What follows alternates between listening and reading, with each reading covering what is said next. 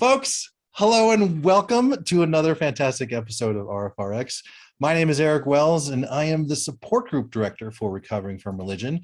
If you don't know what a support group is when it comes to RFR, you will soon find out. And with me today, as you kind of heard, if you were around before we started this, is a fantastic fellow volunteer at RFR with me, is Sasha D'Souza. Sasha, welcome. It's good to see you again. Thanks, Eric. Great to be here. Now, Sasha is the regional director for the support group program in the OCE area. That includes Australia and New Zealand, and I cleverly... And what does that stand for?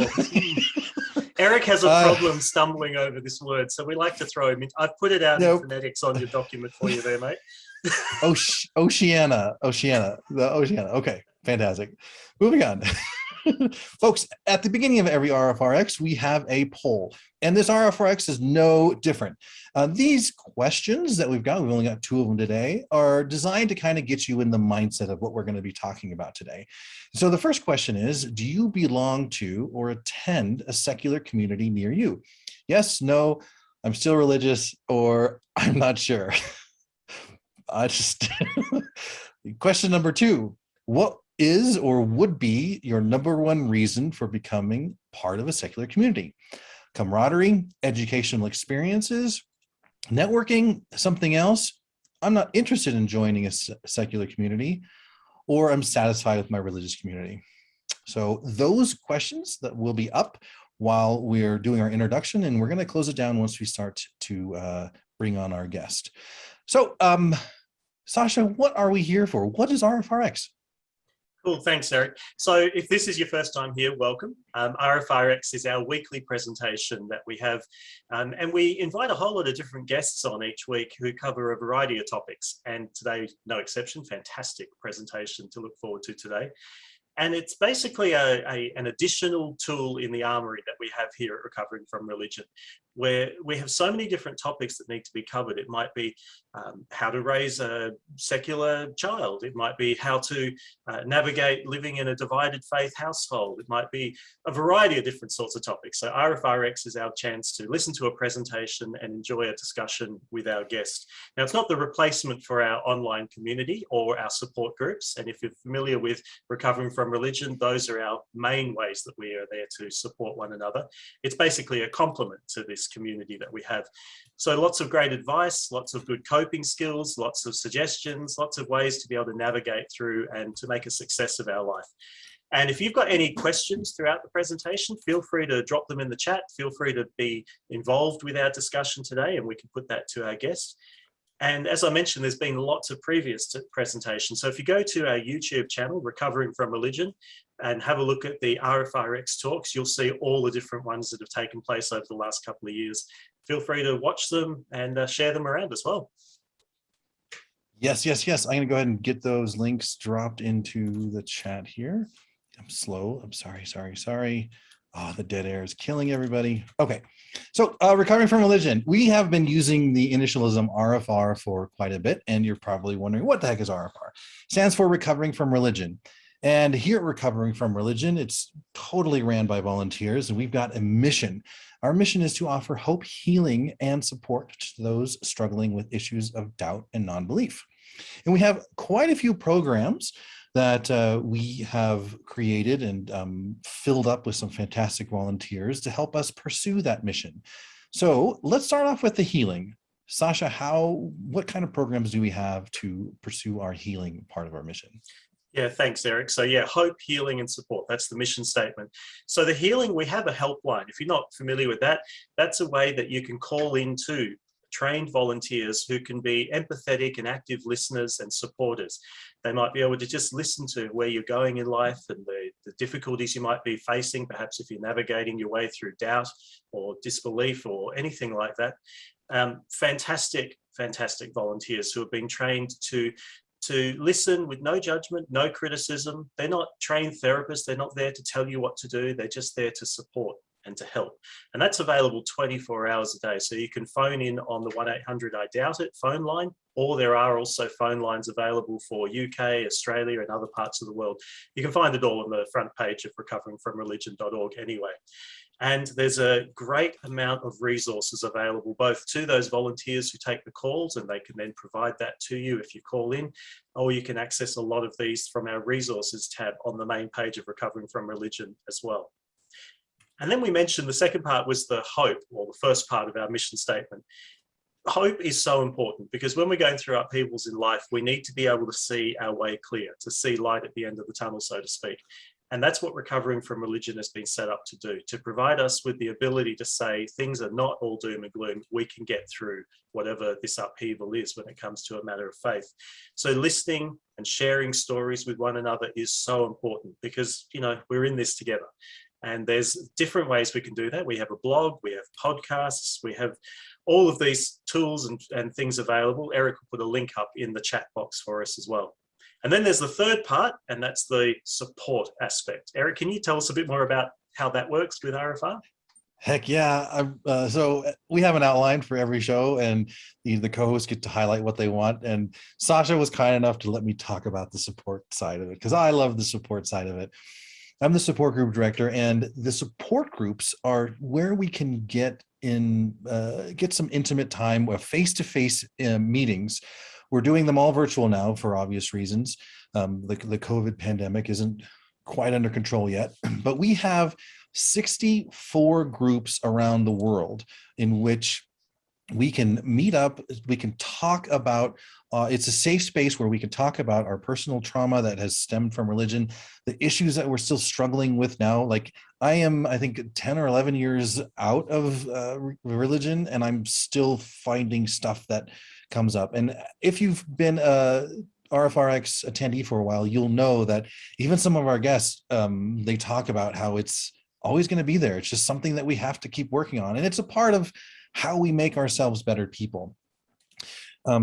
We also have folks also have an opportunity to express their doubts. This is a safe space where folks may not feel comfortable sharing what's going on in their head with a religious community or with the community that's around them. And so we've got a crap load of fantastic support group leaders who make this safe space every week. And we're working on a calendar right now in which you can go to the RFR website and find where the virtual ones are, the virtual meetings are. And I've also got a really kind of very, very special announcement. A very fantastic and special group is forming up. We have our very first women's virtual chapter that's starting up. This is for women only because we have heard from a lot of the support group leaders and a lot of the attendees saying, you know, I like these meetings, but there are some issues that I just don't feel comfortable bringing up in front of men. And so we're starting this up and very, very excited about that. You can go to meetup.com and find the nearest one to you, the link in the chat. We talked about the helpline. We talked about the support groups, and those are both peer support. No one is professionally trained to diagnose medical conditions, to use the professional tools that are needed sometimes with folks to help recover from mental issues or just struggles in their life, nor do we really give advice in those two places. But we often need that. Like we need more than what peer support can offer. And so we've set up the Secular Therapy Project. And the Secular Therapy Project is basically a directory where I, as a client, can sign up and create an account and search for the therapists nearby me or in the state that I'm at. These therapists are heavily vetted. They apply to become a part of the Secular Therapy Project, and then they are vetted by a fantastic group of mental health professionals to make sure that they have the appropriate licensing in their state or in their country, to make sure they maintain a secular practice so you won't run the risk of being proselytized to. I can tell you from firsthand that I spent way too much time and money on a therapist who was religious. Like I was coming out of a pagan kind of background and kind of describing like, I was like, this starting to sound ridiculous. And he's like, yeah, that sounds ridiculous. But this guy who died on a cross, no, that's not ridiculous at all. And it just kind of was like, why am I here? This is not working for me.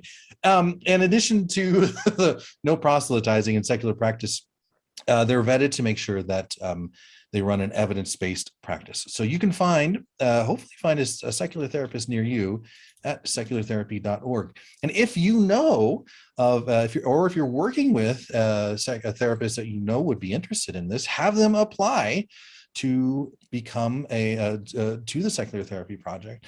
And all that can be found at the seculartherapy.org website. In addition to that, we have created an online community. This is not a publicly accessible community. Folks who want to join have got to go to the Recovering from Religion website and either call in or chat in just to kind of be asked a few questions to make sure they're the right fit. But this is a fantastic place where folks who are struggling with some issues, say like secular parenting, they're going to be able to be connected with other folks who are going through the same thing or have kind of figured out a little bit on how to do things like, or deal with things like secular parenting. There's a lot of different channels like XJW, ex-Mormon, is a Muslim, the military, LGBTQ, all these different channels, things that I personally wouldn't necessarily be able to specifically relate to. The folks in these channels would be able to relate to and probably give you some great direction or some great suggestions on kind of how to work through what you're struggling with. So that's the community part that Recovering from Religion offers. But if you're kind of out, if you're like, okay, and or you just looking for a bunch of fantastic secular buddies, I would recommend checking out the Atheist Community of Discord. And right now they're streaming this very show into their Discord channel, and I'm super excited to have them be willing to do this every week. So I would recommend you check that out if it's something you're interested in. I got a link both in the description of this video and in the chat. All right, I've been talking for a long time. Take it away, my friend. Oh, good. We can listen to you for hours, Eric. But you know, the last thing we just wanted to share with everybody was how we can volunteer if you're interested. As you know, Recovering from Religion is a completely volunteer-run organisation, and one of the best things we've found is that as we're healing or as we're navigating our way through life, one of the most therapeutic things to do is to actually volunteer to help others, because there's nothing better than being able to share our situation and our story and just be there to support others. So if you're interested in joining up with Recovering from Religion, we'd love to have you on board. There's no obligations or expectations. This isn't like an altar call or a church situation where we expect you to account for things. We're just here to support one another through any of those various ways. There's great training available if you'd like to be part of the Recovering from Religion team. The volunteers would all say unanimously that there is great meaning and purpose that comes from being part of this group and just helping people thrive post-religion. So if you're interested in volunteering, jump on the main page, have a look at the volunteer tab and let us know. Drop us a message. Excellent. Back to, real quick, back to the new support group I announced, the women's support group. If you're kind of thinking, well, why don't we men have a support group? Listen, guys, sit down. This isn't your time right now. This is for the women. So knock it off, let them have their space, and we're going to be just fine in our own support group. So sit down. All right, let's talk about the show format. Just like every week, we have got an hour's worth of discussion with our fantastic guests. Yes, you guys know how fantastic the guests are because they're always fantastic here. And during that discussion, you're probably going to have a few questions. And please type them into the chat, send them either to myself or to Sasha. And that goes for you, Atheist Community of Discord. We're monitoring that as well. And we will be collecting those questions. And during the second part of the discussion, we'll have a Q&A session. That'll last about 20 or 30 minutes. Then once that's all wrapped up, we're going to have some closing thoughts by our fantastic executive director, Gail Jordan. After that, we're going to shut the recording off and have a hangout. This is a fantastic time. If you haven't been able to catch this live, and you're missing out on the hangout, but because that's not recorded at all. All right. Without further ado, Sasha, would you like to introduce our guest, or would you like me to? Yeah, no, I'd love to. We'd really like to welcome Niki along here today. Thank you so much for coming along and giving us a presentation. So Niki lives in Kansas City, and Niki has an amazing array of animals in her family, rotational variety of foster pets. What have we got there, Niki? We've got leopards, geckos, fish. You're a teacher at what is it, a high school. You're board president of the Kansas City Oasis, and I'm sure you'll explain to us a little bit more about what that is. Niki graduated from the University of Michigan in 2013 with a bachelor's in biopsychology, and then the University of Derby in 2015 with a master's in conservation biology. They're currently completing their master's in education from Fort Hays State University. Niki is an avid science enthusiast, environmentalist, social justice advocate, and lifelong secular humanist. They've been a part of the Oasis community since 2016 and is honoured to support the continued growth of Kansas City Oasis. Niki, please tell us more about yourself and what brings you here today. Woo! Well, thank you so much for that awesome introduction, which kind of makes one of my introduction slides moot, but it has fun pictures on it, so we're going to see it anyways. And yeah, well, thank you to Eric for inviting me. It was a tradesies. He came and talked at Oasis one week, and now I'm here a month later talking to you all, and I'm super excited about it because I talk to teenagers all day, every day. And usually, well, right now they're yelling obscenities at all of us. So, you know, if you need to yell obscenities at me, that's cool, but I have free reign to tell you them back, unlike my student. So yeah, I have a PowerPoint in true teacher fashion because who doesn't love a PowerPoint? And I will do my best to look at the chat while I'm going through here, but my brain shuts off at about 4 o'clock on weekdays. So if I miss a question or say something really dumb, just deal with it. Yeah. So yeah, I'm here today to talk about not only Kansas City Oasis, but to give a little bit of background on the Oasis network in general. I am currently the president or the board president of Kansas City Oasis, so I can speak a little bit more to what we're up to here in Kansas City, Kansas/Kansas City, Missouri. I'm on the Kansas side, so tough luck. Yeah, a lot of people don't really know that Kansas City straddles both Missouri and Kansas itself. It's kind of one of these weird cities.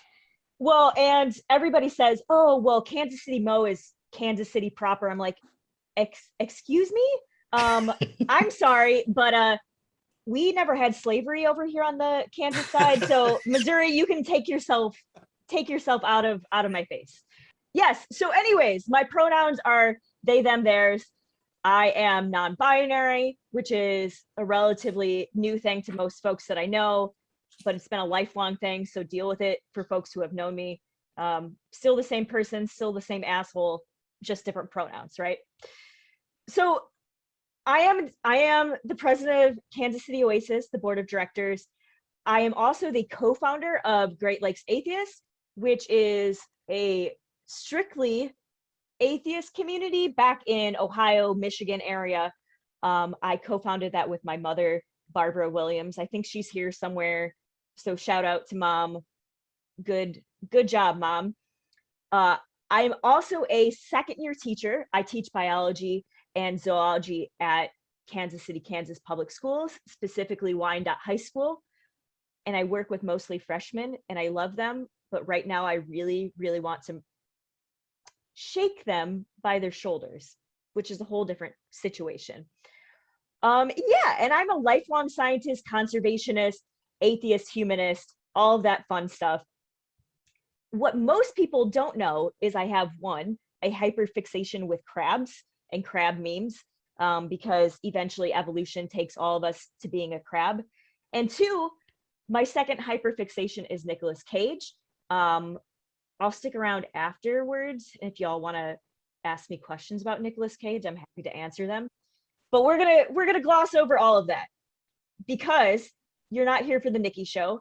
You are here to learn about Kansas City Oasis and the Oasis Network. Kansas City Oasis and the Oasis Network are what we call the premier-based secular network, community network. Yes. And we call ourselves here at Kansas City Oasis the premier secular community of Kansas City, which I guess kind of is true, but also there's only like maybe one other group. So it's not that hard to be the premier group of the area. So I just want to talk a little bit about what that means. So our mission, not just Kansas City's mission, but the Oasis Network mission, is to provide a community for secular families and individuals that believe the human experience is better when shared. And our goal is really to cultivate an environment where individuals will find new friends and a place to belong, regardless of their beliefs, gender identity, sexual orientation, and whatever else. So we are accepting of, are you an atheist? Cool. Are you an agnostic? Cool. Are you a little bit spiritual or religious still? That's cool too. We're just here to, do educational things, have a community, and hang out together. Well, not so much right now, but let's pretend we're not in COVID for a second, right? Niki, that sounds amazing, because here you've highlighted that there's no judgment or expectation of people who come and associate with your group. There's no expectation that they need to fulfill certain views or have certain outlooks in life. And I do love that little, the motto that you've got there around the logo. Can you talk to us a bit more about that? Yeah, so actually, what's around our logo is two of our core beliefs, which I believe is on my next slide, but I'll just read this. So we've got Kansas City Oasis's logo here, and I picked out the rainbow one because to me, the gayer, the better. But we do have one that's just like blue and boring. So there are quotes on either side of it. One says, people are more important than beliefs, and be accepted and be accepting and be accepted. So those are two of our core values, which I'll talk a little bit more about here in a second, because I have a whole wonderful slide about them. How does Brilliant. that sound? Awesome. Fantastic, thank you. So let's see. Aha, see, perfect. So like I said, we have four core values, 5 core values. Excellent that I'm not a math teacher, right? So like I said before, one of our core values is people are more important than beliefs. And one of the other ones is be accepting and be accepted. Human hands solve human problems. Reality is known through reason, and meaning comes from making a difference. So I'm going to ask this question to all of you out there. So take a quick second to look at this and think about which one really resonates with you. And if you're feeling comfortable, go ahead and drop that in the chat. And I can read these again. So people are more important than beliefs. Human hands solve human problems. Reality is known through reason. Meaning comes from making a difference, and be accepting and be accepted. So I'm seeing a couple of ones here. So I'm seeing a couple people are more important than beliefs. Yeah, the thing that sticks out for me is the human's hands solve human problems. I feel like so many people just are like, Jesus, take the wheel. And it drives me nuts. And then also giving up a person's, like someone's power, like, I was in this horrible, I was an alcoholic for X number of years, and then I found Jesus and he brought me out of it. And no, you did that. You and your friends around you, but you need to take it's all your work. It was just so that one. I love that people are more important than beliefs, but the human hand solve human problems, I feel, would get us so much further in life than we are now.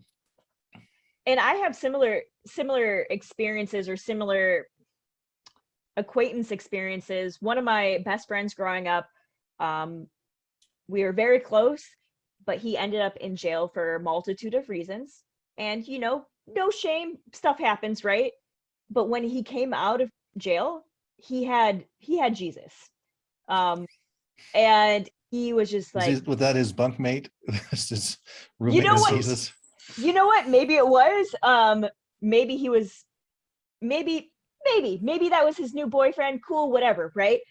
But he let religion. He found it in jail, and he let religion steer the rest of his life. And he's still letting it steer the rest of his life. And it's really not helping him out too much. Like, if I'm going to be honest, from my perspective, I've seen him go through some stuff, and I'm just like, you should take pride in your own accomplishments, right? Yeah. And That's a Yeah.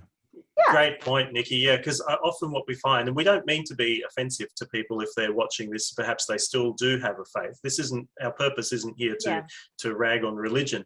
But what we do find is that religious groups do tend to have a situation where they outsource their responsibility to the divine being. Whereas your core values that you're highlighting there put the responsibility on us as individuals to make a success of life. yeah. And excuse me, I'm not, that's not what I'm trying to do, is rag on anybody. It was more of, I wanted him to take responsibility for himself, because he was worth more than what he was giving himself credit for, Yeah. which was a disappointment to me after knowing him for 15, 20 years. And he's still struggling, still trying to find his way, which everybody is, right? That's just how it works. And and I see still a lot of people saying that number one is really resonating with them, that people are more important than beliefs. The one that resonates with me the most would be meaning comes from making a difference. It's one of the big reasons why I became a teacher. It's one of the big reasons why I went into the sciences. It's one of the big reasons why I joined Oasis. As somebody who grew up without religion, I didn't really ever have a community of my own. And so by being able to participate in this community that was built for folks like me and folks like all of you, I feel like I'm able to make a little difference. That's a great point, Nikki. I'm glad you said that, because there's one thing that religion does do really well. It's create community around fellow people with the same interests. And I love that Oasis exists to do a better job of that than religion, and to create the community that sometimes people feel like they've lost when they've left their religion. Well, and that's a big part of why we exist, which I guess is a great segue into my next slide. So see, you are ahead of me, and I appreciate it so much. And that's what I tell my students too, is like, you are just one step ahead of me and you are doing excellent. Yeah, so people who don't have religion, or who have left religion, or still have religion but want a little bit something else, those numbers have really grown in recent years. And I know that on here it says the number of nuns, which means non-religious, but I include folks that are spiritual or are still loosely related to their religious community, but just are looking for something a little bit more outside of themselves, or leaning more towards the humanist aspect, right? So as of, and I wish I would have put the year on here, but why cite my sources? But within the recent, probably half a decade to a decade, more than a quarter of all adults in the United States identify as some sort of secular individual, whether that's no religion, or they're agnostic, free thinkers, or maybe they're theist, but they're not associated with religion anymore. Which, a quarter of all folks in the United States, that's a pretty big deal. Because the US, we say that we were founded on secular beliefs, but right, the original colony folks fled over here to escape religious persecution, but actually brought it, and all of that fun stuff.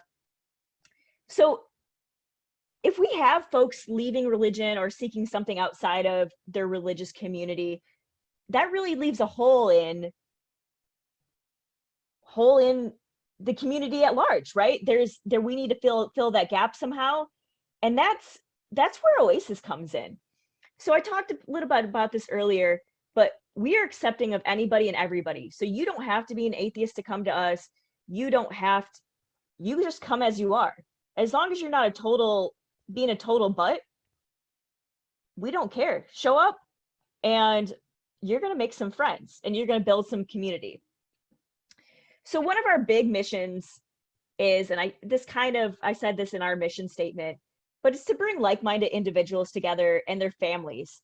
So this is a compassionate environment. We want to celebrate the human experience, and we want to empower people. So we are here to, support, you know, if somebody gets a new job or somebody is looking for work or somebody needs childcare. We're trying to bring those elements of what a lot of folks found in traditional church into the secular world, which I think is, to me, it's awesome. Because like I said, I never had this growing up. We did our best. And I feel like I have personally found my people. And this picture over here is for those of you who are watching this live. And if you're not watching this live, if you're listening on the podcast, I have a picture here, probably, I want to say close to the beginning stages of Oasis, maybe about 5 years ago. This was one of our first tabling events, and it's got some former leaders on it and a couple current leaders. So Melissa, I think she's the second from the left. If I'm looking at it, if you're looking at it right on your screen, she is currently still our secretary, our board secretary. She's the longest serving board member. So she is one of my favorite people because she knows all of the everything there is. She's like the giver. If you've ever read that book, she is the giver, and she gives me the knowledge and says, hey, don't do that. You're being an idiot man child today. Or good job, Nikki, you should keep that up. So this is what that picture really represents what we get to go do. We get to go out in the community and table and talk to people who might not even know we exist. And we often have a lot of people coming up to us and you're like, holy crap, I didn't know anything like this existed in our community. And we often see them show up the next Sunday that we have a Sunday gathering, or they'll come to a social event, or they'll come to one of our community groups. And I will talk about all of those things momentarily here. So yeah, Oasis just fills this hole in the community where secular individuals and people on the outskirts of religion get to come and be with each other and make new friends. So let's see what else. Aha. So this is an awesome quote by one of our founders.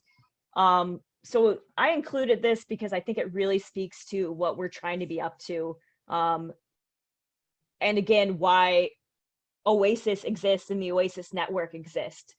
So we no longer need religion as an excuse to get together.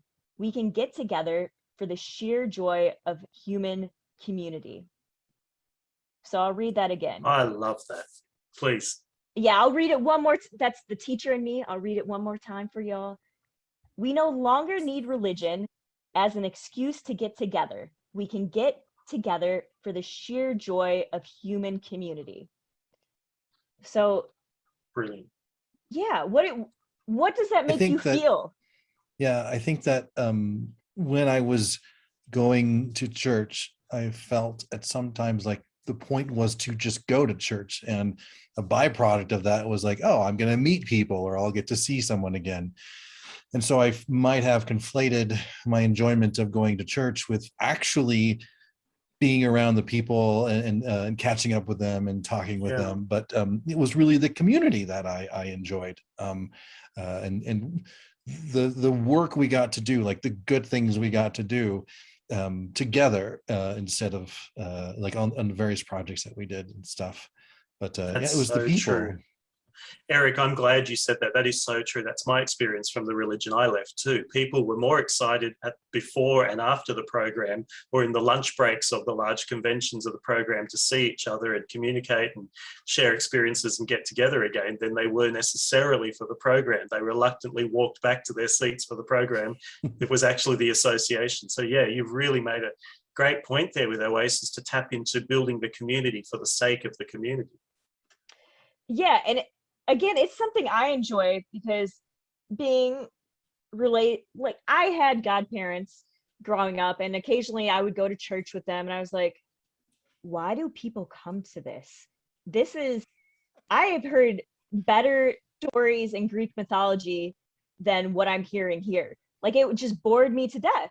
And it wasn't until I came into a community of my own, I'm like, oh, this is why people get up every week and come and hang out. It doesn't matter what whoever is saying, you know, up front is saying, I get to come hang out with my friends. I get to do community projects and feel good about being supportive of the people around me. Yeah, but Niki, you never got to run the spotlight or do all the audio work or play in the band or do the AV. You never got to do that. So you have no idea how amazing church was.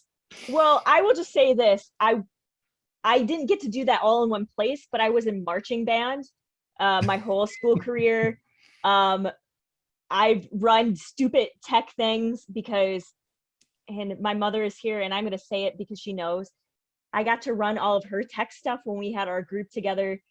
And I also currently am the person who books speakers for Oasis. So I've gotten all of those experiences Nice. just without Jesus. Well, I stand corrected. I get I thought you where were gonna pull out a band camp story, so I'm glad you just oh, we can save This is those one for after the cameras go off, because that doesn't need to be recorded. So all this to say is we are able to keep the community and ditch the dogma, which is a big thing for a lot of our members, because we have a lot of folks that are post Jehovah's Witness or post Mormon who are still dealing with a lot of religious trauma, maybe like some folks here have experienced or still experiencing. And they get to experience just this human connection without having to feel the guilt of showing up every week. And I know that's big for some folks, is because there's like, well, I always felt like I had to go to church because somebody was watching me, which... Yeah, that's a great point, Niki. That's a great point. What punishments or what community ostracism do you have at Oasis for people who don't show up each week? Well, I personally tut at volunteers that don't show up. I learned that from my time in England, is the tutting. So you don't really say anything, you just like give the look and you're like, but that's it. So you get like kind of the social judgment from me, but that's all you get. Because otherwise we're just like, wow, we're really happy you showed up and ate a donut because I didn't want to take 12 dozen donuts home with me today. So that's all you'll get. If you join us, you're just going to get a side eye if you don't show up for your volunteer spot. Yeah, because you signed up for responsibility and you don't show up for it, and you're making other people do the work. Yeah, it's very tuttable. Needs to be tutted at. And you compare that to religion and where we left religion. If we did not show up in the pews or in those seats regularly, it wasn't just the tut-tut from one another. It was the judgment from the divine being that we were worshipping. So we were told. Just standing there with their hips on their hands and being like, I love you, but I don't accept this behavior right now. That's how I feel like God does stuff sometimes. Which is also what I do to my kids at school is like, I love you, but your behavior is unacceptable. This year has been a really, really rough year for us because we really, really, really like to get out into our community. So I try to pick some celebrations that are related to this year. And I'll talk a little bit about our prior experiences with community service and stuff, but I really wanted to highlight these. So we are not only the second Oasis chapter to ever exist, we are also the second largest. So that is in membership and our presence, which I think is something to really celebrate, because the Oasis network in general has only been around for about, I want to say 8 or 9 years. And our chapter is about 7 years old. So I think that's pretty cool that we are a kind of a juggernaut in secular community. And I want to keep that up. Yeah, that's awesome. That's something to be proud of. Well done. And this is my second year as in leadership. So to me, that's even better, because I'm like, oh, look at all of this cool stuff that I've helped with. Which actually it's all of my board members and volunteers. I just take credit for it because I've got the title to take credit for it, right? And also one of the big things that I want to celebrate for Oasis is this is the 3rd year we are going to sponsor what is called the SAS commemorative walk. So in our community at large, we have a suicide survivors and support network. And every year they have a commemorative walk for family and friends, or maybe suicide attempt survivors, to come to celebrate the lives of their loved ones, celebrate their lives.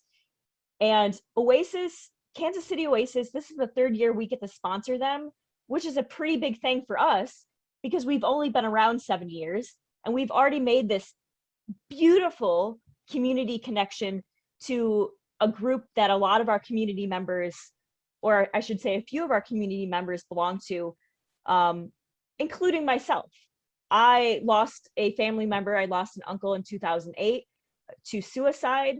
And when I found out about this group, I was like, yes, we are sponsoring them. This is going to be a yearly thing. And our community is on board with it. That's beautiful, Niki. That's fantastic, because there you are providing practical support for people who really do need it without any agenda, with no sales pitch to try and get them into a faith. Yeah, that's beautiful to hear. Well done. Yeah, and it started with, we had a member who was an atheist and was attending this group, and she didn't feel represented in that group because it was a lot of religious folks, which is nothing wrong with that, but she didn't feel like there was anybody there that kind of understood where her beliefs were coming from. And I was like, heck yes, we're gonna show up, because one, we love you as a community member, and two, our community needs this too. And there might be more secular folks out there that come to the support group but don't know about us yet. So it's a win-win. And then this is a funny one, but I think it's a big celebration. So in April of this upcoming year, we'll have been online for 2 years. So we have been completely virtual for over a year and a half now, and that decision was not made lightly. But as one of our core values is, reality is known through reason, not only myself, but the board and the community, our Oasis community, agreed that even though it's hard to keep relationships going online, that it was a necessity.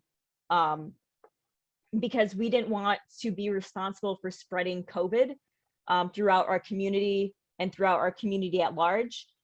So we've kept a pretty good ship going for almost 2 years online, which I think is well done. It's a great accomplishment. I feel like it's a great accomplishment.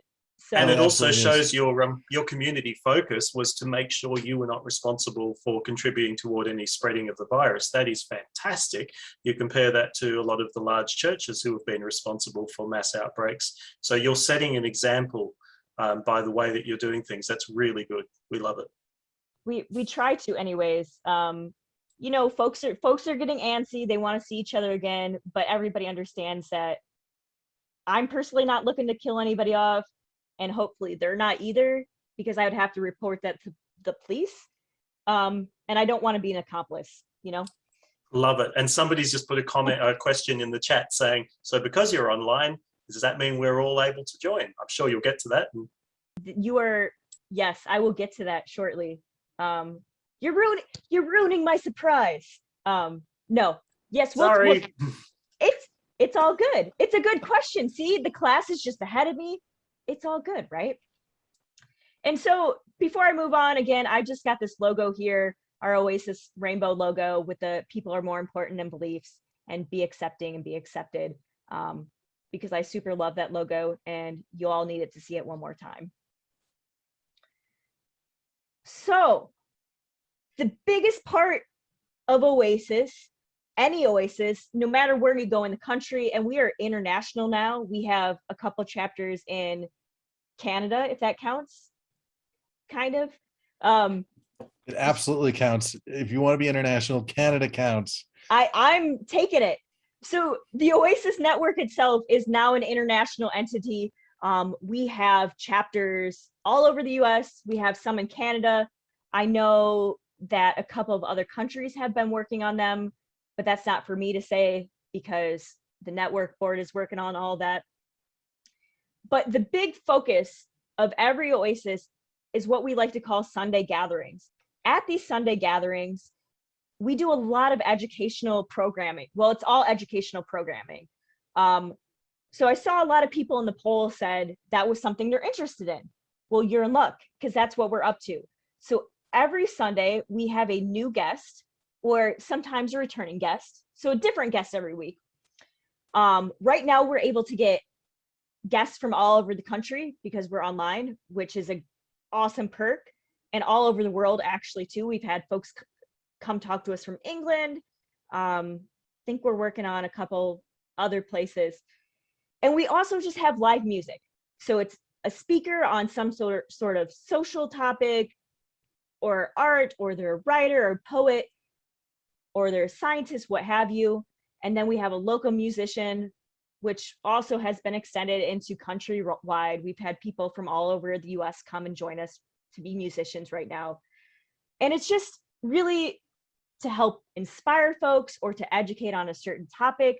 So this upcoming week is going to be our SAS talk. We have Lindsay Doolittle, who is coming to be the representative for SAS and also talk about her story and her book. So I'm not going to ruin it in case you join us this upcoming Sunday, but she is awesome. She's a children's author. She's got a really moving story that she's going to tell us. And it's just a good time. And then when we're in person, we also have childcare. So we run a children's program alongside of our main speaker. So secular families are able to drop their kids off with folks that are background checked and have some kid experience, and they get to go hang out with the adults for a little bit and see what's going on. And we usually do some sort of science or art project with the kids, or if they want a free play, that's cool too. That's great, Niki. So the kids won't be indoctrinated with gruesome stories about death and destruction as contained in the Bible? Only death and destruction as far as physics goes, about the heat death of the universe. So that's, it's kind of the same, right? But they won't have to draw pictures of people hanging on crosses. That's okay. That's good. I like that. I mean, if they want to. Listen, I'm not gonna, artists they bloom early and they're gonna draw what they want to, right? So there's a question here asking, is Oasis associated with Sunday Assembly? We are not associated with Sunday Assembly. So Sunday Assembly usually only meets once a week, or once a month, excuse me. And their programs run a little bit different. So I can't speak too much for them. Seems to be, they do some group singing like folks do in church. And they have speakers, and their speakers are a little bit different than ours. So we have no association with them directly, but we are friends with them, if that makes sense. Not a problem. And so, yeah, so there's a picture up there. So once a year we have training. So one of our speakers that comes every year, that I make sure that comes every year, is a group called Mosca, and they are a sexual assault and awareness group in here in Kansas City, and they come and give our community sexual assault awareness talks, and and also consent talks. So that's a once a year thing that we make sure we do, just because it's important, right? It's just a refresher of, hey, here's what the consent laws look like. Here's what consent sounds like. Here's what you should do if somebody tells you they've been sexually assaulted or abused or whatever. And it just gives our community kind of that background support of saying, okay, well, here's a resource for us if we ever need it or know somebody who needs it. So yeah, that's one type of program we have. And then here on the bottom, I have a bottom picture here. It's a whole bunch of us, whole bunch of community members from our very last 5th Sunday. So usually on 5th Sundays, instead of a speaker, we have a community service event that's in-house. So this one, I believe, if I'm looking at the pictures, was care kits for houseless folks, So we made sandwiches that day. We put together care packages that had soap and shampoo and all of that in it. And then we gave those bags, so they were in giant sandwich bags, and we let community members take them home, put them in their cars. So if they were driving along and saw somebody who was saying, hey, I'm looking for a couple bucks because I'm houseless, or, you know, I just need some help right now, we're able to give them one of those bags. And we don't put any literature or anything in there. We just give them the bags and say, here you go, here's some stuff to help you through the day. And that's usually what our fifth Sundays comprise of. I think this last Sunday they did online, since we're online, did a community check-in where we just check in with community members, ask them, okay, you know, how is your COVID fatigue doing? How are you doing? What's going on in your life? And then our beautiful Julie Wisman, who is our treasurer, she oftentimes like models care packages, how to put them together for us now. So I think they did one with school supplies last week, if I'm remembering correctly. I wasn't there, shame on me. I was cleaning up cat poop, which is a different Watching story. a Nick Cage movie. Watching a Nick Cage movie, cleaning up cat poop, and, you know, all of the other fun things I do with my life. So yeah. So if I'm wrong, somebody will correct me. Maybe they did something different, but that's what they should have been doing.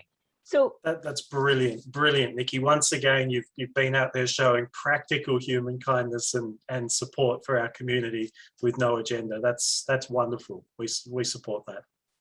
Yeah, and it goes with one of our core values, right? Human hands solve human problems.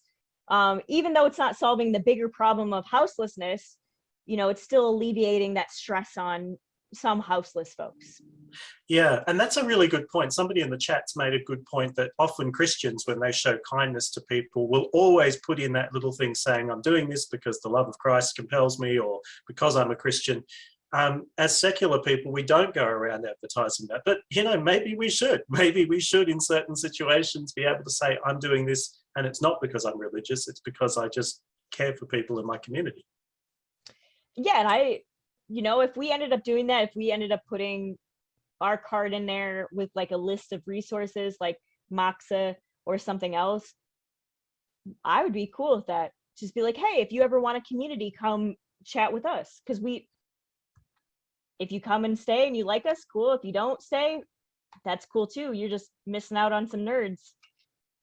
So going off of our fifth Sundays, we also have a whole bunch of other stuff going on, which I kind of want to toot our horn about. So we do a lot of reaching out to the greater community, but we also do in-house catering to our own community members. So when there's not a pandemic going on, we do a lot of social events. So we have our coordinator that will end up setting up trips to the art museum or trips to the World War I museum, or sometimes they go to the Easter egg hunts, which seems counterintuitive, right? It's Easter, but everybody likes candy. So we set up things like that for our community members to socialize with each other. And oftentimes the community at large will see us and be like, well, what you doing? Who are you? And that's a chance for us to be like, hey, this is who we are. If you want to come hang out with us, cool. If not, that's cool too.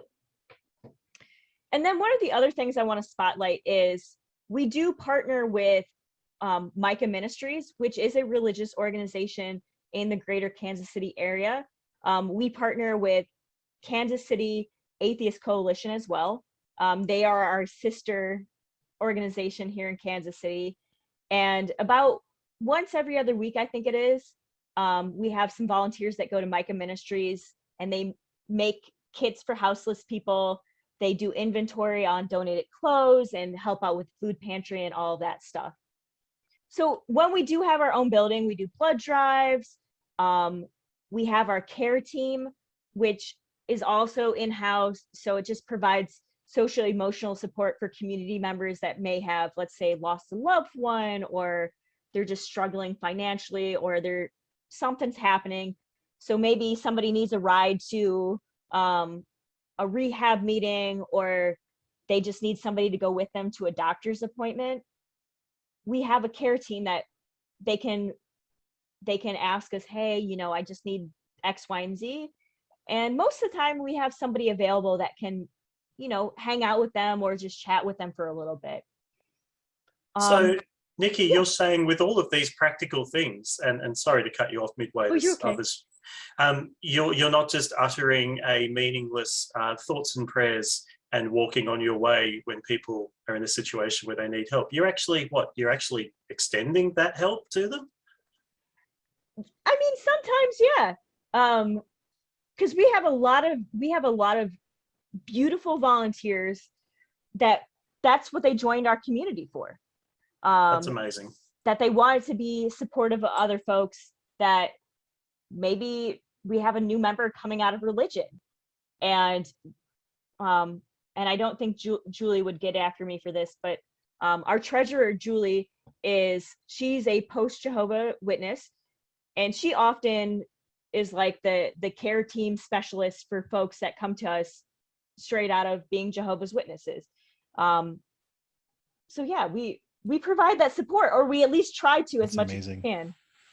That's really cool. And you also have your family programs. What is the Navigator Scouting Group? Well, that is an excellent question. So this is something where did I pull Sasha? No. I put this in here because I was super excited about it. We just had a meeting yesterday. Yesterday was Sunday. Yes. So we had a community member recently start a chapter of what's called the Navigators Scouts, which is a secular scouting organization that is open to all gender of children. And we were approached to become the sponsor organization for that troop. And we are currently hashing out the details of how that's going to look, because this is something we really want to do for our kids. Because I remember being Girl Scout and it was fun, but also kind of a little extra in a way that I wasn't into. So yeah, we are currently starting that sponsorship with this Navigator Scouting group, and there's going to be badges, and kids can go on all kinds of field trips and stuff and learn new skills, which I'm personally super excited about, because we need to get our kids more involved in stuff, and this is a great way to do it. I freaking love that. Yeah, that sounds so fantastic. When I was kind of going through the Scouts, I didn't have any idea about how other people might experience it, and folks not in the white cis het experience type of thing. And so this Navigator Scouting sounds just perfect for that. Yeah, I've been really lucky enough to attend a few of the meetings in person when I was in Springfield, and I got to see projects that you guys were working on too, building ramps for folks who needed a wheelchair ramp up to their home, or delivering clothes or mattresses or donations. It felt so good to be there with the wide variety of things you guys did that could attract my interest, but also how much you cared about the community, both the people that were there and Kansas City, both in Kansas and Missouri in general. Yeah, and I'm really sad that we haven't been able to do as much this year, but eventually when the plague leaves, we'll be good again. And then the last thing on here is just tabling events, so going to being seen at community rallies and stuff. So we just missed Pride here in Kansas City because we agreed we're not tabling this year because of COVID. But usually we're at Pride events, or we go to carnivals and stuff and table, and it attracts people because there's oh, I align with those values. And they come and check us out after they read our sign, and it's oh, holy crap, y'all sound like people we would want to hang out with. Where it's you should. There's no guilt if you don't, but you should come hang out with us because we're pretty cool. I love it. So I think we're getting towards the end here, and I will move this along. So I have a few. So this slide was about our challenges that we're currently facing and what we're feeling out for the future. So the biggest challenge for Oasis in general, and I feel like I can say this across the international board is our groups look really homogeneous. And when I say that, a lot of our groups are really white. They're really white. I'm just gonna be honest about that. So I think that's a big challenge that here in Kansas City chapter we are trying to break down. We are trying to bring in more speakers with more culturally diverse experiences, and sometimes that can be a challenge for community members because it feels like, okay, well, I've never had to hear this other side of, Black Lives Matter, or I've never had to hear the other side of what it is to be a queer person living out in the world. So we're really trying to make it less homogenous and be even more inclusive. And I'll just say this, like, our founders were white. They came from white middle class backgrounds, and we just kind of got stuck in that rut. And that is something that I personally want to see change. And then the next big challenge is just balancing community well-being with leadership well-being. So I think that kind of speaks for itself, but just to touch on it a little bit, our community leadership is so great, but oftentimes they don't take care of themselves. In return, we're too busy trying to take care of everybody else. And that's one of those things we're trying to learn about is self-care within leadership and what good, healthy boundaries are. And not even just in leadership, but also just teaching that across the community lines. Because again, we have a lot of folks that have come out of religion or have come out of not so great family situations. So we're just trying to work on building our boundaries all together. And then again, I said this earlier, keeping our community together. So we have been online for almost 2 years. It has been a struggle at some points because everybody has Zoom burnout. So I get it. So just keeping that community together, keeping our morale up, which I think we're doing pretty all right with. And then just finding a permanent home. So for the last 6 years or 5 years before everything kicked off with the pandemic, we rented a lot of spaces. And what we want to do now is save enough money to get ourselves a permanent space that we have access to 24/7, so we can support not only our Oasis community, but other communities and groups in the Kansas City area that need a space to meet. Because there's a big need for that, where like Girl Scouts or other secular groups, they don't have the money, they don't have the finances like we do to have a steady meeting place. And that's kind of something we want to provide not only for ourselves, but other groups out in the broader community. And that's also under my moving forward. So finding our forever home, providing broader community programs. So again, with that diversity of, keep bringing in diverse speakers, help bring in diverse community members, and just grow. And there's going to be growing pains. And then also just continuing to have these sponsorships. So like we have, the SAS sponsorship, we're hopefully moving towards sponsoring the navigators. We adopt a park every year that we clean up a few times a year. So just getting more things like that with our names on it and showing people, hey, you can also be good without God, right? Or even a little God as a treat. And then also just rebuilding our volunteer pool. I think that's self-explanatory. A lot of our volunteer positions went poof at the beginning of the pandemic. So just trying to get people motivated again to like be excited about volunteering. Which I think, fingers crossed, people are going to be like so stressed out from being in their houses. They're going to be like, yes, give me all of the responsibilities. I'll be like, here you go. I can quit now. Goodbye forever. No, I'm kidding. The streets are going to be so clean. The parks are going to be so clean for like 6 months because everybody wants to get out there and collect stuff. Yeah, and we're going to cut carbon emissions for all of Kansas City, right? That's what we're going to do. We're going to save the earth. Kansas City is saving the earth. You heard it here first. One city at a time. Brilliant. One. That would be the Kansas side. Oh yeah, only on the Kansas side. Missouri can go straight to the bad place. No, I'm kidding. I'm kidding. Hey, Niki, can I ask a question? How is a lot of the work that you do funded? Does Oasis receive any sort of tax breaks or any government assistance similar to churches? Or do you have to self-fund yourselves in order to take care of these programs? That is an excellent question. So we are currently 100% donation based.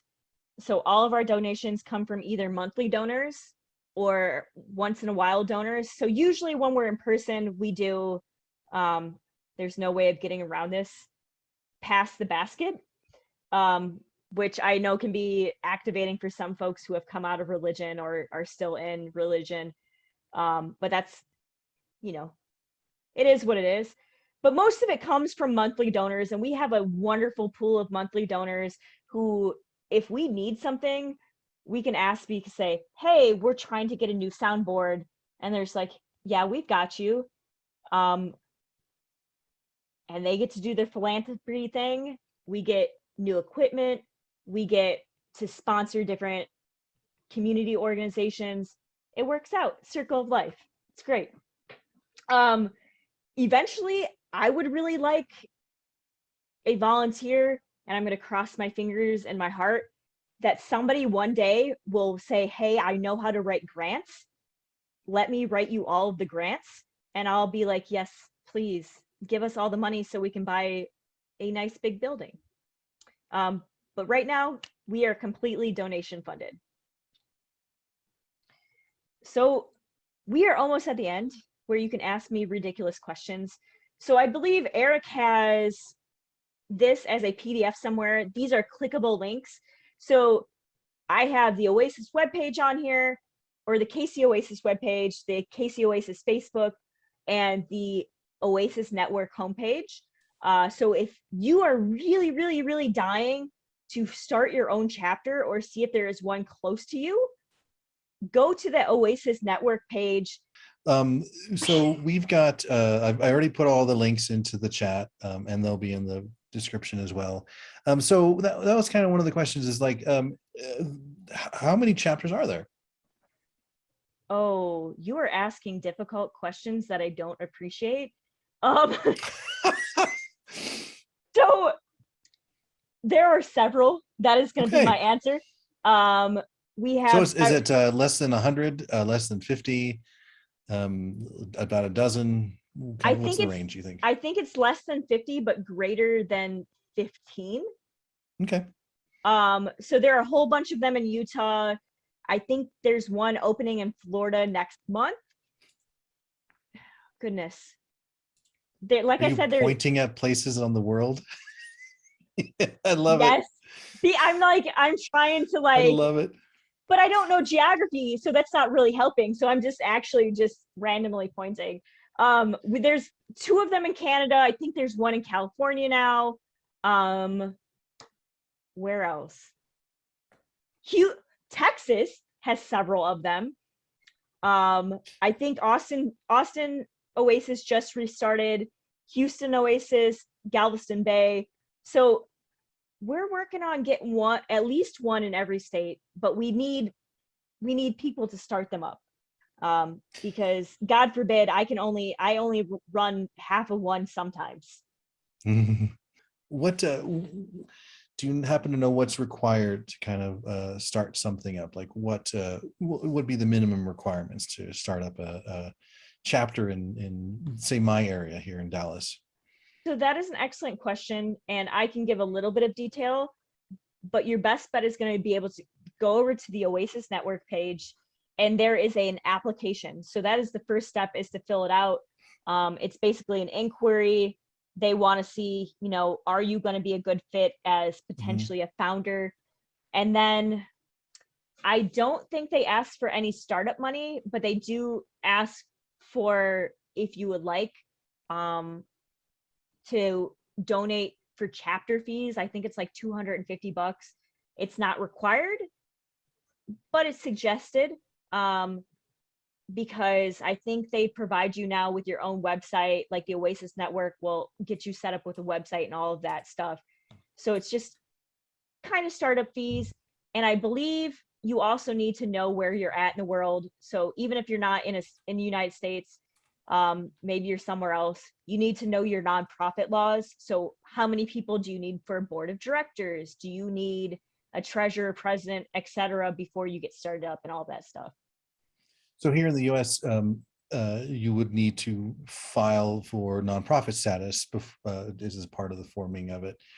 And I think if I remember correctly, the speakers don't get paid, but the musicians is one of the requirements that they need to get paid. Is that right?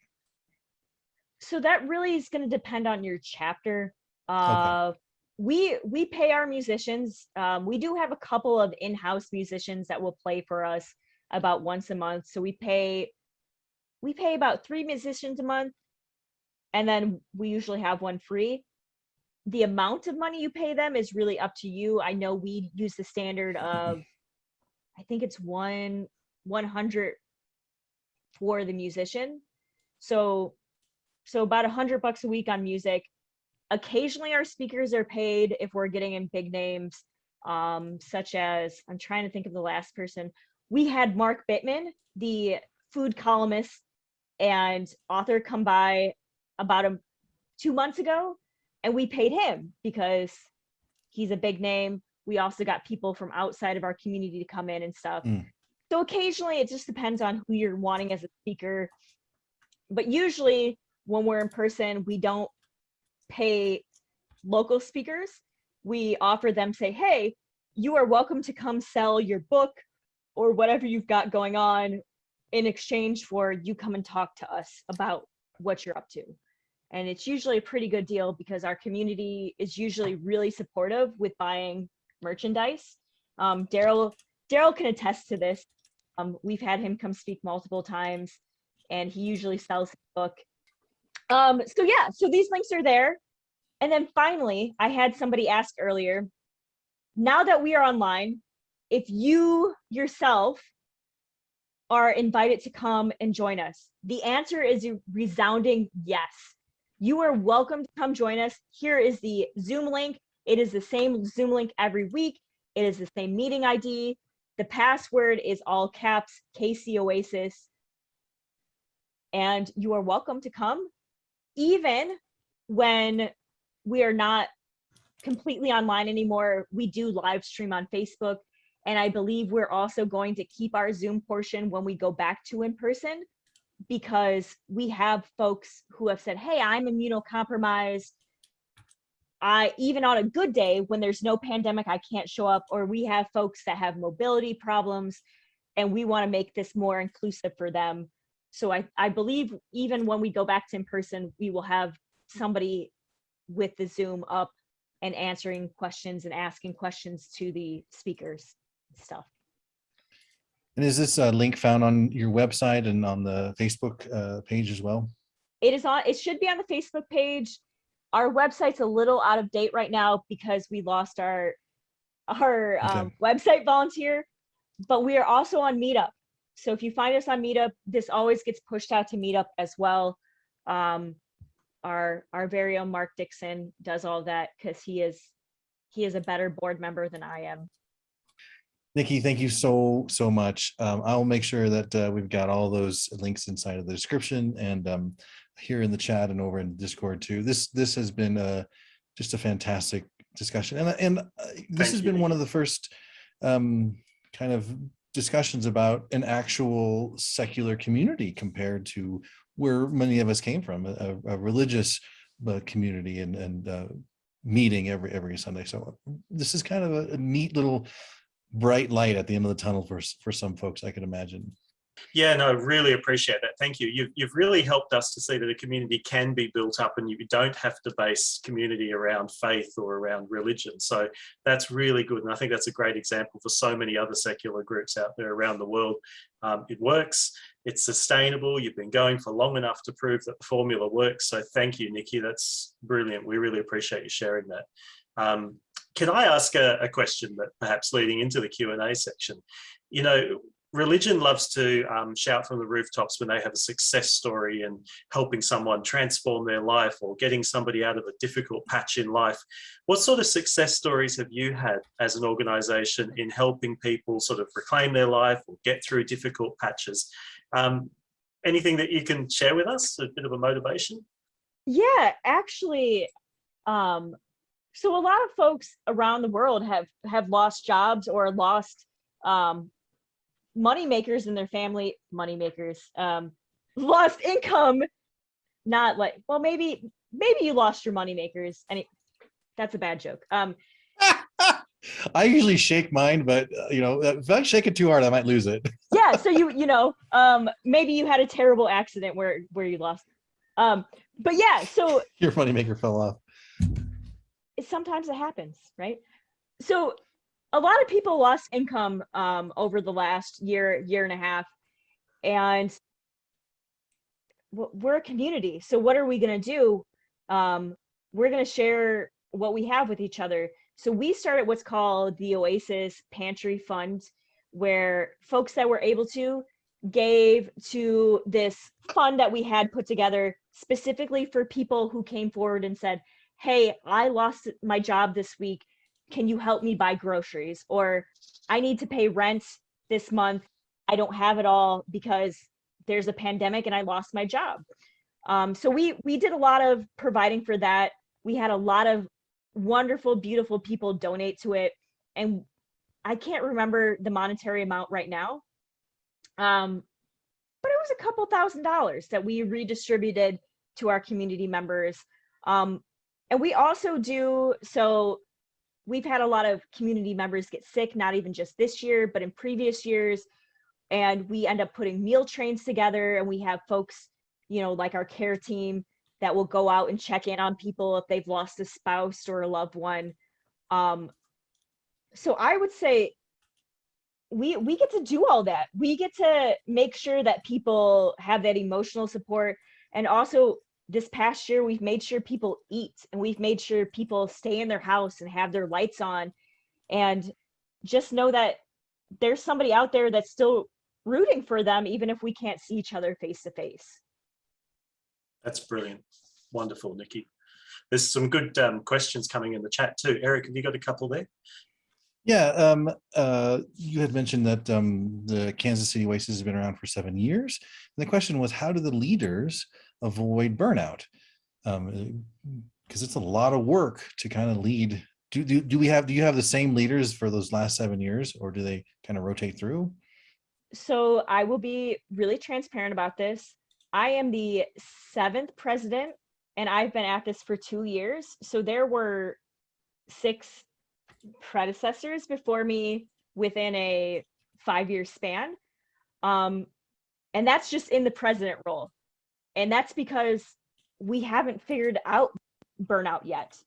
And that's unhealthy. And that is something that I think I mentioned in my challenges section. Is that's something that we are currently working on, is this setting good, healthy boundaries as leaders and in leadership, because that's not how it was before. Prior to a few years ago, it was just like you do all the things until you're just done and you quit and you don't come back for a couple years, which is really fucking sad. So we are working on leaders setting boundaries with community members and setting boundaries with saying, no, I can't do that. So it's something we're working on. We're not quite there yet. We haven't figured out a good formula, but we're getting there, because I've had lately some board members say, finally turn stuff down. And I'm like, yes, that's what I wanted you to do, is if you don't have the bandwidth, tell me no. You don't have to impress me. That's not what I'm here for. I'm here for stuff to get done. And if it can't get done, then that's okay. We'll do it again. We'll do it sometime else. That's so, so healthy to hear that. You know, part of the issue to help us improve is to recognize where the problems lay, first of all, or where the deficiencies lay. So, yeah, that's really, really healthy. I like that. And I didn't see on the slide, and I don't remember hearing it. But what time on Sunday does the Oasis start? Yeah, so we start at about 11 a.m. Central Standard Time. So I have no clue what time that is for anywhere else in the world. And we go to about 12:30 Central Standard. So wherever that means to you, I know if you just put in Central Standard Time, Kansas City, and you convert it, you'll know what time to come wherever you are. In the morning. Yes, I said 11 a.m., right? Not 11 at night. Don't try and log onto my Zoom at 11 at night. You will get a weird, strange version of me you don't want to see. Is Nicolas Cage involved with that, or shall we not go there? Listen, I told you before, this is the Nicolas Cage room, so let your thoughts go wherever you want them to go today. Love it. Hey, in the chat, Gail Jordan's put a fantastic comment too. The whole oxygen mask theory of helping others. We've, and I think you've demonstrated that, Niki, that in order to help others, we need to first equip ourselves. So that's a really good point.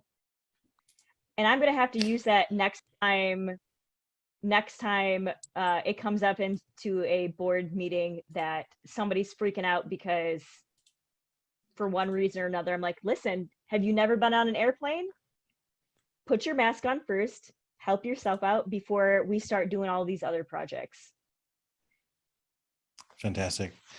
Sasha, do you have any other final questions? I'm not seeing any others in the chat here or in Discord. Fantastic. Yeah, Niki, thank you for sharing with us all about Oasis. And I think a lot of people have put there that they'd like to be a part of it or contribute in some way. So that's been fantastic, or do some sort of equivalent thing in whatever part of the world we're located in. So yeah, thank you very much for your excellent presentation. I've got a question. When you were doing the Oasis live, like on Sundays, were you streaming it? Like, could people in other parts of the world, or even stuck in their homes, were they able to participate or view the program as well? Yeah, so we always stream live on Facebook, on our Facebook page, and I believe I put that link in the you did slideshow. But we also upload them onto YouTube. So if you look up, there's 2 YouTube channels. And I think Jude is here somewhere. Maybe he still is here. Who knows? He can point you to that link because he's the one who I've dictated to upload those videos from now on. But we also put them on YouTube for later because I know some people don't do Facebook. So if you find the channel, check it out. I found it. Yeah, I got it. You can check out what we've been up to the last few years. And then if you like it, show up, hang out with us. If you don't like it, I guess leave us like a 1-star review on Yelp. I don't have that Yelp link. Niki, thank you so much. We have a hangout afterwards, and you're more than welcome to stick around and hang out with us. Stay as long or as little as you like. I have a feeling that there's some folks who are going to want to kind of share what this meant to them and some of their own experiences, or even follow-up questions. But before we kind of move on to the conclusion, love to give you the final word. Do you have any final thoughts that we didn't cover, or you just would like to say?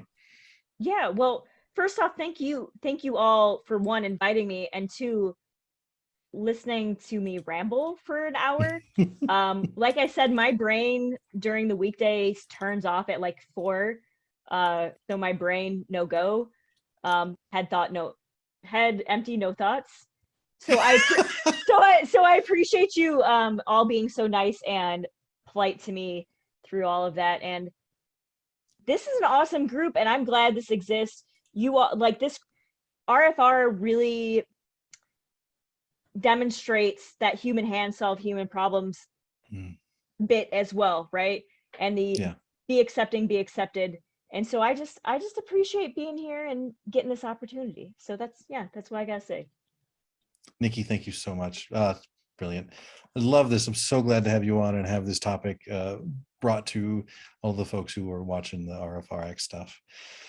All right, folks, we have got another show lined up for you next Monday, same bat time, same bat place. And you have seen this gentleman on our show before. Dr. Andy Thompson will be here, and his talk is entitled, or his presentation is entitled, Remembering Sweetness, Happiness in a Time of Plague. I'm kind of looking forward to it. So our former guest, he's going to summarize the key findings from psychological science research about happiness and well-being, and kind of how it all connects to our own evolutionary history.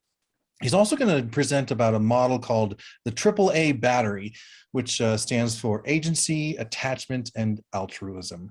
So be sure to tune in next week for that. Fantastic. Yeah, looking forward to that one. AAA battery. That's got me intrigued. Got you all charged up? Absolutely. Positive thing. Oh, dear. So, yeah, we mentioned that there's a whole lot of previous RfRx presentations. Please go to our YouTube channel and be sure to check those out. Fantastic array of topics covered. We talked about our blog. That's available as well, our podcast. And you can follow us on social media. So please check out all of our different links, Facebook, Twitter, Instagram, TikTok, most of which are all available off our main page from the recoveringfromreligion.org website. So please join it and forward some of the content to other people as well if you think it can be of help to them.